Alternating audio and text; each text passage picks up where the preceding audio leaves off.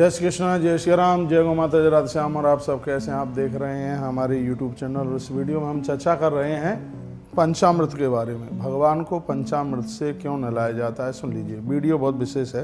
पंचामृतम तु हेमाद्रो शिव धर्मो पंचामृतम दधि क्षीरम शिता मधु घृतम स्मृतम आज्यम क्षीरम मधु तथा मधुरी त्रिमुच्यते।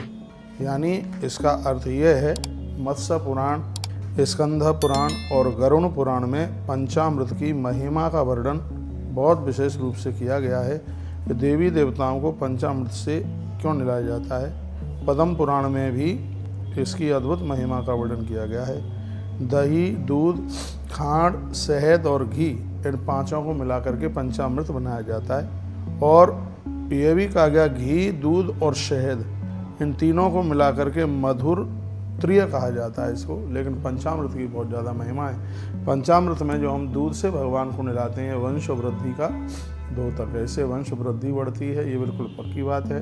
जिसमें जो दूध मिलाया जाता है, दूध ये वंश परंपरा को आगे के लिए बढ़ाता है, ये इसकी खास बात है। इसमें जो दही है, ये दही तो सम्मान बढ़ा देता है, दुश्मन से भी सम्मान दिलवा देता है। दही को भी अमृत ही कहा है। और उसके बाद में घी परदेश में गई हुई लक्ष्मी वापस चल करके आती है। अखंड लक्ष्मी का वास घर में होता है। यह इसकी इतनी बड़ी महिमा है। इसके तत्पश्चात में फिर क्या है, फिर है शहद। यह शहद की तो इतनी अद्भुत है, अद्भुत इसकी महिमा। शहद खाने के तो काम में आता ही है, लेकिन इस शहद को पूजा पाठ में भी इसको बहुत लिया गया है। और शहद से हम भगवान को स्नान कराते हैं। शहद की बहुत महिमा है। दुश्मनों को अपना बना देता है, ये इसमें इतना आकर्षण है।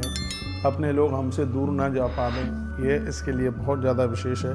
ज़्यादातर से माताएं, बहनें, पति, इसलिए पत्नी और पति इसलिए शहद से भगवान को स्नान कराते हैं, क्योंकि शहद घर के लड़ाई को, शहद घर के झगड़े को समाप्त करता है। ये इसकी इतनी बड़ी महिमा है। महापुरुषों के यहाँ पर भी शहद से भगवान के अभिषेक होते हैं। जहाँ भारी कलह होता है, भाई भाई ने मुकदमा कर दिया है भैया, इतने लड़ाई, इतने झगड़े बढ़ गए, तो घर में परम शांति के लिए शहद इतना बड़ा काम करता है। शहद से भगवान को स्नान कराया जाता है। उसके बाद में है शर्करा यानी खांड।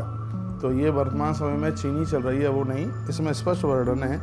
इसमें खांड की ही बात कही गई है। और उसी के ही द्वारा यह है पंचामृत बना करके तैयार किया जाता है। और उसी के ही द्वारा पंचामृत बनाना ही चाहिए, यह वर्णन किया गया है। तो इसमें कहाँ गया, मैं थोड़ा सा श्लोक देख लूँ। वो हाँ, मिल गया है।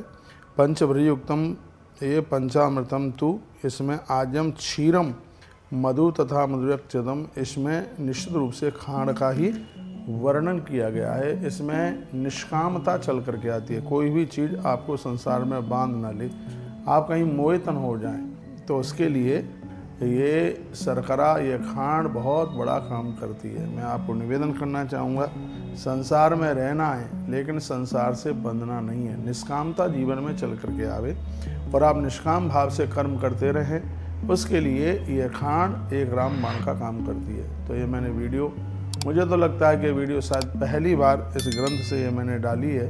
दूध, दही, घी, शहद और शर्करा यानी खांड, ये पांचों चीज़ों को मिलाकर के पंचामृत बनाइए। पंचामृत बनाने की विधि है, जितना दूध है उसका आधा है दही, जितना दही है उसका आधा है घी, जितना घी है उसका आधा है शहद, जितना शहद है उसकी आधी है खांड, चीनी, बूरा।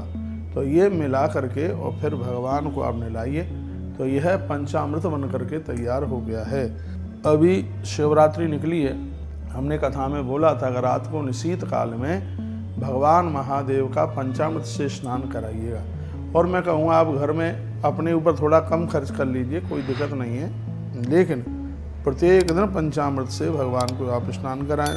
और कहीं रोज़ आपको नहीं हो पा रहा है व्यवस्थित, तो अमावस्या, पूर्णिमा, 11 यानी एकादशी, इन दिनों में आप भगवान को पंचामृत से जरूर स्नान कराएं। फिर आप देखेंगे कितना प्रोग्रेस हो रहा है, कितनी तरक्की हो रही है, कितनी ऊंचाई मिल रही है।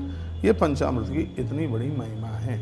तो पंचामृत से भगवान को स्नान कराने के बाद पंचामृत के महत्व, महात्म्य का वर्णन हमने आपके बीच में किया। धन्यवाद आपके लिए है, क्योंकि आप सब वीडियो को नित्य आप सुनते हैं। मेरी बात को टाइम पास में नहीं लीजिएगा। मैं एक बार फिर कहूँगा, इस पंचामृत को आप कांसे के पात्र में बिल्कुल भी ना रखें, पलाश के दोने में आप इसको रख सकते हैं। और पात्रों में आप रख सकते हैं, और आप इसको कांसे के पात्र में बिल्कुल भी न रखें। बहुत बहुत धन्यवाद वीडियो पूरा सुनने के लिए। ऐसे हमारे साथ जुड़े रहिए और नई नई अपडेट प्राप्त करते रहिए। अपना ध्यान रखिए। अगली वीडियो में मैं फिर आपको मिल रहा हूँ।